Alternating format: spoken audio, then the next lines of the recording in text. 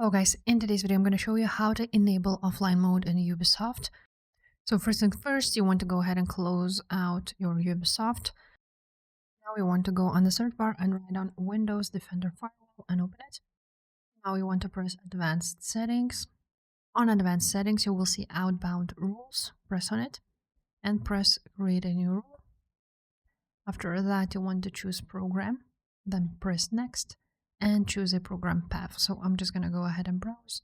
You want to go to local disk C, program files, then find Ubisoft Game Launcher, and scroll down until you will see uplaywebcore.exe.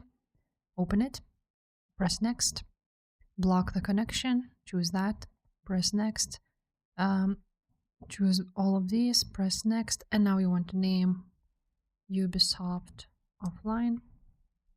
Finish. And after that, you want to go ahead and launch Ubisoft. And now as you can see, there's no connection, although I have my Wi-Fi on. Let me just log in. And as you can see, it is offline. Now, if you want to go back online, you're going to go again to the Windows Defender Firewall. Again, on the same advanced settings and on the same outbound rules.